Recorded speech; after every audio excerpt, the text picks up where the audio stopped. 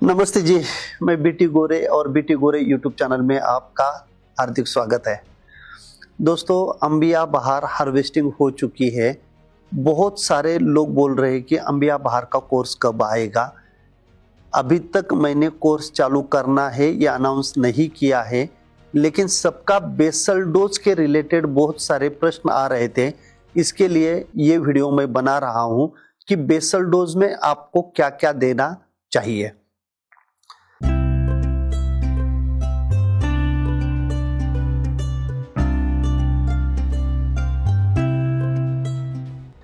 वैसे अगर देखा जाए तो मुझे नहीं लगता कि ये साल अनार के लिए अच्छा रहा। रेट्स मिले हैं, लेकिन कितने किसानों को सर्कोस्पोरा, कोलोटोट्रिकम, बैक्टीरियल ब्लाइट और लास्ट में फाइटोप्थोरा और फ्रूट सकिंग मॉथ भी इस बार ज्यादा थी। तो भी कोशिश करके हम लोगों ने अनार को हार्वेस्ट कर लिया। और एक्चुअली मेरे यहाँ पे जब हार्वेस्टिंग कर रहा था तब रेट भी कम हो चुके थे। 111 रुपए में मुझे देना पड़ा, लेकिन ठीक है, समाधान तो मानना ही पड़ेगा जो भी रेट मिलता है उसमें। तो दोस्तों, इस साल मई के फर्स्ट वीक में आई हुई बारिश और अभी नवंबर आ रहा है, तब तक ये बारिश कंटिन्यूस चल रही है। हार्वेस्टिंग तक तो तकलीफ दिया ही दिया, लेकिन नेक्स्ट ईयर आपको जो फूल निकलना चाहिए, बड़ी ब्रांच के ऊपर निकलना चाहिए और लंबे क्वालिटी का फीमेल फ्लावर निकलना चाहिए, उसके लिए जो स्टोरेज होना इंपॉर्टेंट था वो स्टोरेज नहीं हो रहा है। क्योंकि जो भी हमने दिए थे वो सभी न्यूट्रिएंट ज्यादा बारिश की वजह से लीच आउट हुए हैं। और अभी जो भी आपको देना है उसके लिए रूट प्रूनिंग करने के लिए भी तकलीफ है, क्योंकि खेत में बारिश ही बारिश है, आपका ट्रैक्टर अंदर नहीं जा रहा है। और अगर आपने वो कीचड़ में जाके काम किया तो जड़ों को जब आप तोड़ेंगे, जख्म होगी, तो वहां से इंफेक्शन होने के चांसेस भी ज्यादा रहेंगे। तो मेरी रिक्वेस्ट आपको ये रहेगी, लेबर लगा के सिर्फ ऊपर का 1-2 इंच का लेयर आपको हटाना है और जो भी आपका गोबर खाद है या जो भी डोज मैं अभी आपको बता दूंगा वो आपको डालना है। लेकिन ये सीजन आपको एक प्रोडक्ट मैं यहां पे रिकमेंड करने वाला हूं जिसका नाम है डायमंड अल्ट्रा। ये जो जगह जहां पे आपको बेसल डोज में मैं आपको बताने वाला हूं कि ये कैसे इस्तेमाल करना है, और ये प्रोडक्ट आपको 50 ग्राम प्रति पौधा डालना है, जमीन के ऊपर डालना है। 2 जगह पे अगर आपको बेसल डोज देना है तो इधर 25 ग्राम, उधर 25 ग्राम डाल दीजिए। अगर आपका इनलाइन है तो इनलाइन में पूरा का पूरा आपको इधर 25 ग्राम, उधर 25 ग्राम डालना है। तो ये 50 ग्राम आपको डालना है और फिर उसके ऊपर आपको गोबर खाद डालना है, फिर उसके ऊपर बाकी केमिकल फर्टिलाइजर वगैरह सब कुछ मिक्स करके आपको देना है। तो ये करिए। अभी रूट प्रूनिंग नहीं कर सकते, मत करिए। और जिनका ऑर्गेनिक कार्बन 1% से ऊपर गया है, आप खरपतवार रख रहे हो, उसको कटिंग कर रहे हो, मिट्टी के अंदर उसके रूट्स सड़ रहे हैं, तो ऑर्गेनिक कार्बन वो मिट्टी में बढ़ता है। मैं हमेशा आपको अकबर भाई का एग्जांपल देता हूं कि उनका जो है वो बहुत अच्छी तरह से ऑर्गेनिक कार्बन बढ़ा है, तो अभी रूट प्रूनिंग नहीं करते हैं। तो मैं भी जिस प्लॉट में बहुत ज्यादा ऑर्गेनिक कार्बन बढ़ चुका है वहां पे रूट प्रूनिंग नहीं करते, क्योंकि माइक्रो ऑर्गेनिज्म, केचुए ही इतने ज्यादा रहते हैं कि वहां पे रूट प्रूनिंग करने की जरूरत नहीं पड़ती है। तो इस प्रकार से आप थोड़ा सा वो जो पैच है उसमें सिर्फ जो भी घास वगैरह होगी तो वो थोड़ा सा निकाल दीजिए। तो 50 ग्राम प्रति पौधा आपको डायमंड अल्ट्रा डालना है। ध्रुव एग्रो इंडस्ट्रीज करके कंपनी है, उस कंपनी का ये प्रोडक्ट है, जो कि ओनियन के अंदर भी बहुत अच्छी तरह से इसके रिजल्ट है। जब आप सीडलिंग्स डालते हो तो आप खेत में उसको ब्रॉडकास्ट कर सकते हो। प्रति एकड़ एक 10 किलो के आसपास ये जाता है। जब आप ट्रांसप्लांटिंग करेंगे ओनियन का, उसमें भी आप डालिए 10 किलो प्रति एकड़। उसमें भी रूट डेवलपमेंट के लिए, मिट्टी लूज करने के लिए वो अच्छा काम करेगा। तो अभी बेसल डोज में आपको क्या क्या देना है, गोबर खाद कितना है आपके पास, और अभी भी अगर आप गायत्री संजीवनी कंपोस्ट नहीं बनाते हो तो क्वेश्चन मार्क है। क्यों नहीं बनाते हो? इतना जबरदस्त वीडियो मैंने उसका दे दिया है, ऑलरेडी बीटी गोरे यूट्यूब चैनल पे है। हर एक वीडियो में मैं बताता हूं कि आपको गायत्री संजीवनी कंपोस्ट डालना है करके। तो गायत्री संजीवनी कंपोस्ट क्यों देना है? क्योंकि अगर आपका गोबर खाद डिकम्पोज्ड नहीं है, गारंटेड मैं बोलता हूं आपके यहां पे विल्ट आएगा। आपके यहां पे हुमनी जो अपन बोलते हैं, लट जो बोलते हैं, व्हाइट ग्रब जिसे हम बोलते हैं, रूट्स को जो कट करती है वो हम बोलते हैं, वो आएगा। तो ये अगर नहीं चाहिए तो एक बार साइकिल में आप उसको लेके आइए कि मुझे गायत्री संजीवनी कंपोस्ट बनाना है। अभी इसमें मैं ये नहीं बताऊंगा आपको कि गायत्री संजीवनी कंपोस्ट में क्या क्या डालना है, क्योंकि ऑलरेडी गायत्री संजीवनी कंपोस्ट के ऊपर मैंने वीडियो दिया है और घर पे ही सब मटेरियल आपके पास है।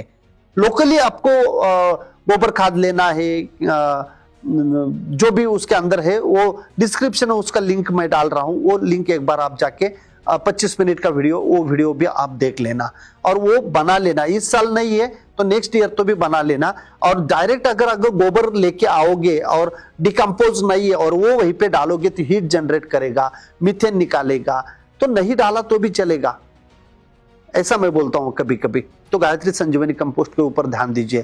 तो 30 किलो, 40 किलो, 50 किलो प्रति पौधा जान 2 क्रेट डाल दीजिए। अच्छी ब्लैक कलर का हो जाता है वो, वेल डिकम्पोज्ड, तो वो 30 से 50 किलो डाल दीजिए। और एक चीज मैं आपको बता देता हूं, अगर बैक्टीरियल ब्लाइट आपको ज्यादा तकलीफ दे रहा है, गायत्री संजीवनी कंपोस्ट को बढ़ा दीजिए। और जो अपने डीएपी और पॉलीसल्फेट में आगे बताने वाला हूं उसको घटा दीजिए या बंद करिए। बंद करिए, जितना केमिकल आप बंद करोगे उतना बैक्टीरियल ब्लाइट आपको कंट्रोल में आएगा। तो गायत्री संजीवनी कंपोस्ट आपने डाल दिया, उसके बाद आपको नीम या फिर नीम के साथ में अलग जो केक्स होती है, पेंड अपन जिसे बोलते हो, वो आपको डालना है। तो उसमें आप 2 प्रोडक्ट मैं आपको बताता हूं कि एक तो है ग्रीन हार्वेस्ट स्पेशल, जो नेचर केयर नाम की कंपनी वीटा सांगली की, उनका आता है, वो 1.5 kg ले लीजिए प्रति पौधा। या फिर अर्गो स्ट्रॉन्ग आता है, विजय एग्रो इंडस्ट्रीज नाम की कंपनी, उनका, तो वो आप 1.5 kg ले लीजिए। दोनों में से एक तो मिलेगा ये आपके यहाँ पे, तो वो ले लीजिए 1.5 kg प्रति पौधा, दोनों में से एक। दोनों भी अच्छे काम करते हैं, ऐसे मैं नहीं बोलूंगा कि यही लीजिए वही लीजिए, या फिर एक प्लॉट में आपके यहाँ पे एक इस्तेमाल करिए, दूसरे प्लॉट में दूसरा इस्तेमाल करिए, आप ट्रायल ले लीजिए, आपको सेम ही रिजल्ट आएंगे। तो वो आपको देना है। पहले मैंने आपको बोला था कि डायमंड अल्ट्रा आपको देना है। डायमंड अल्ट्रा 50 ग्राम पर पौधा देना है, सबसे नीचे उसको डालना है। फिर आपको केमिकल डालना है। केमिकल में आप पॉलीसल्फेट ले लीजिए। पॉलीसल्फेट क्यों लेना है? क्योंकि पॉलीसल्फेट के अंदर 4 न्यूट्रिएंट है। कौन कौन से न्यूट्रिएंट है? एक है आपका पोटेशियम, दूसरा है आपका कैल्शियम, मैग्नीशियम और सल्फर, ऐसे 4 न्यूट्रिएंट आपको मिलेगा। फिर प्राइमरी एंड सेकेंडरी न्यूट्रिएंट में कौन बचा? नाइट्रोजन और फास्फोरस। डीएपी है आपके पास, डीएपी ले लीजिए। पौधा कितना बड़ा है वो हिसाब से डोज ले लीजिए। पहले और दूसरे साल का अगर पौधा है आपका, पहला हार्वेस्ट या दूसरा हार्वेस्ट अगर है, तो 250 ग्राम दोनों चलेगा। डीएपी 250 ग्राम, पॉलीसल्फेट 250 ग्राम चलेगा। अगर बड़ा है, 10 साल का पौधा है, 50 किलो 60 किलो देता है, तो 500 ग्राम दे दीजिए दोनों भी। लेकिन गलती से भी आपको माइक्रो न्यूट्रिएंट इसके साथ में नहीं डालना है। कितने दिन अपन वो गलती करेंगे डीएपी के साथ में माइक्रो न्यूट्रिएंट? कभी तो एक कांच के ग्लास पे करके तो देखो कि कैसे उसका प्रेसिपिटेट आ जाता है। तो ये नहीं चलेगा, ये फिक्स हो जाते हैं, मिट्टी खराब करते हैं और वो न्यूट्रिएंट वहीं पे फिक्स हो जाते हैं। और जब आप अनार की खेती करना बंद कर देते हो, उखाड़ देते हैं अनार को, उसके बाद जो 2 क्रॉप करते हो उसमें आपको द बेस्ट रिजल्ट मिलेगा, मुझे पता है। तो ये सबसे इंपॉर्टेंट है कि आपको ये बेसल डोज में माइक्रोन्यूट्रिएंट नहीं देना है। और माइक्रोन्यूट्रिएंट के लिए द बेस्ट सॉल्यूशन आपके पास एवेना न्यूट्रीमिक्स है ना। जिस दिन आपने गोबर खाद डालना चालू कर दिया उसी दिन आपको एवेना न्यूट्रीमिक्स की 25 किलो की बोरी लाना है, उसको खोलना है, नेटल की बोतल मिलेगी, अमाइनो एसिड, फल्विक एसिड और सीवीड के 3 पैकेट मिलेंगे और अवेना न्यूट्रीमिक्स बाकी सभी न्यूट्रिएंट 7 न्यूट्रिएंट का मिक्सचर आपको उसके अंदर मिलेगा। 200 लीटर की टंकी लेना है, उसके अंदर आपको 100 लीटर पानी डालना है और उसमें आपको डाल देना है नेटल का जो भी बोतल आया है पूरा अच्छी तरह से घोल बना लेना है और वो पानी ले लेके आपको अमीनो एसिड्स को मिला के डालना है, फल्विक एसिड को मिला के उसी टंकी में डालना है, सीवीड को मिला के डालना है और बाद में पानी लेके जो भी आपको न्यूट्रिएंट मिले हैं 7, उसके अंदर मैग्नीशियम रहेगा, सल्फर रहेगा, जिंक रहेगा, फेरस रहेगा, कॉपर रहेगा, मैंगनीज रहेगा, बोरॉन रहेगा, ये 7 न्यूट्रिएंट आपको अवेना न्यूट्रीमिक्स से मिक्स मिलेगा, एक रेशो में मिलेगा जो कि हर एक क्रॉप के अंदर उसके रिजल्ट जबरदस्त आते हैं।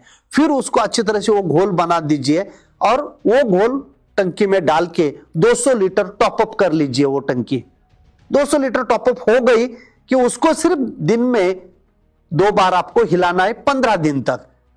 तो 15 दिन के बाद अभी बेसल डोज डालना चालू कर दिया, 2-4 दिन बेसल डोज डालने के लिए गए, फिर आपने पानी दे दिया, रूट्स एक्टिवेट हो गए, फिर आपका 15 दिन में यह तैयार हुआ अवेना न्यूट्रीमिक्स 7 लीटर प्रति एकड़ हर हफ्ते संडे फिक्स करवा लीजिए, मंडे फिक्स करवा लीजिए। उस दिन आपको प्रति एकड़ मतलब 300 से 350 पौधे, तो 7 लीटर ये अवेना न्यूट्रीमिक्स का घोल लेना है और जो पानी में आपको डालना है 200 लीटर वो पानी में डाल के इसको ड्रिप से आपको चलाना है। बाकी कुछ भी न्यूट्रिएंट नहीं देना है, कुछ भी न्यूट्रिएंट आपको नहीं देना है, सिर्फ इतना ही जरूरत है क्योंकि हमें ज्यादा वेजिटेटिव ग्रोथ नहीं करना है, नया फुटान नहीं निकालना है, इसलिए कैल्शियम नाइट्रेट की भी जरूरत नहीं है।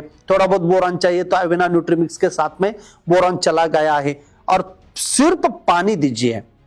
और पानी में मैंने एक जो सूत्र आपको दिया है, क्योंकि ठंड के दिन है अभी ज्यादा पानी की भी जरूरत नहीं है, लेकिन एक पानी देने के बाद नेक्स्ट पानी जब तक लड्डू बनेगा तब तक नहीं जाएगा। अच्छी तरह से याद रखिए, पानी के ऊपर पानी डाल के हम जो तकलीफ दे रहे हैं आज पौधों को वो नहीं जाना चाहिए। जब तक लड्डू बनेगा तब तक आपका पानी नहीं जाएगा, इतना याद रखिए। फिर हर पानी के साथ में आप 7-7 लीटर अवेना न्यूट्रीमिक्स दीजिए ना। पत्ते डार्क ग्रीन कलर के होंगे, जो भी ठंड में आपका टेम्परेचर मिलेगा उसको, जो भी ठंड में सनलाइट मिलेगा उसी से वो फोटोसिंथेसिस करेगा और वही फोटोसिंथेसिस में कार्बोहाइड्रेट एक्यूमुलेट करेगा। वही पत्ता गिरने के बाद जो चौकड़ी वहां से निकलेगी उसी से फीमेल फ्लावर बाहर आएगा और वही फीमेल फ्लावर आपको बड़ा फल देगा। पानी कम दीजिए, पानी ज्यादा देके वाटर शूट मत बढ़ाइए। बैक्टीरियल ब्लाइट वाटर शूट के ऊपर ही आता है और प्रूनिंग वाला जो आदमी आएगा कटिंग वाला वो सबसे पहले आपके वाटर शूट निकाल के फेंकेगा। तो जो इतना अच्छा बेसल डोज हमने दे दिया है उसी से क्यों आप वाटर शूट निकाल रहे हो? इसीलिए मैंने बोला कि पहले रूट डेवलपमेंट प्रॉपर करिए। इसीलिए मैंने डायमंड अल्ट्रा जो ध्रुव एग्रो इंडस्ट्रीज नाम की कंपनी का प्रोडक्ट बोला है, इस बार नया प्रोडक्ट बोला है white root development basal dose में डालने के लिए। यह प्रोडक्ट है व्हाइट रूट डेवलपमेंट अगर अच्छी हो जाएगी तो डेफिनेटली वहां पे आपको शूट कम निकलेंगे लेकिन तंदुरुस्ती आपकी पौधे की बढ़ेगी। जितना भी आपने हार्वेस्ट किया था ये पूरा का पूरा निकल गया, ये पूरा का पूरा निकल गया है, वापस रिफिलिंग करना पड़ेगा। इसके लिए ये बेसल डोज हम देते हैं। एटलीस्ट 2 महीने तो मिलने चाहिए ना बेसल डोज देने के बाद, फिर हमें उसको स्ट्रेस में रखना है। अभी बोल रहे लोग कि मुझे नवंबर में ही करना है, मुझे दिसंबर में ही करना है, मुझे स्ट्रेस नहीं देना है, तो अभी आप बेसल डोज दे दीजिए, एक पानी दे दीजिए और स्ट्रेस में पौधे को छोड़ दीजिए। आप ये बेसल डोज तब मत देना जब आपको प्रूनिंग करना है। वापस बोल रहा हूं मैं, आप ये जो बेसल डोज है ये बेसल डोज तब मत देना जब आपको प्रूनिंग करना है, क्योंकि उस टाइम अगर आपने रूट प्रूनिंग कर दिया, नीचे मिट्टी को लूज कर दिया, उसके अंदर गोबर खाद और बाकी सब मैंने जो बोला वो डाल दिया और उसके बाद में जाके अगर आपने पानी दे दिया तो शूट ज्यादा निकलेंगे। इसीलिए पहले बेसल डोज अभी दे दीजिए, एक पानी दे दीजिए, शांत होने दीजिए, ऑटोमेटिकली स्ट्रेस में आपका पौधा जाएगा और तब पानी चालू करेंगे तो रूट से यहीं पे एक्टिवेट हो जाएंगे। तो ऐसे आपको करना पड़ेगा। तो बेसल डोज अच्छी तरह से दे दीजिए, तब जाके आपको फीमेल फ्लावर आगे निकलेगा। बढ़िया क्वालिटी का, बड़ी बड़ी ब्रांचेस के ऊपर।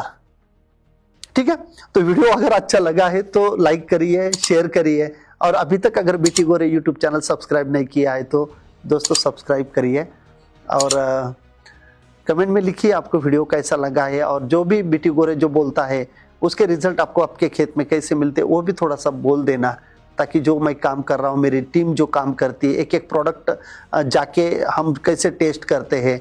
जैसे कि आज मैंने एक नया प्रोडक्ट आपको ये वीडियो के माध्यम से बोला, तो वो इस्तेमाल करने के बाद कैसे रिजल्ट आए। 10 पौधों को दो मत, तब जाके रिजल्ट पता चलेगा।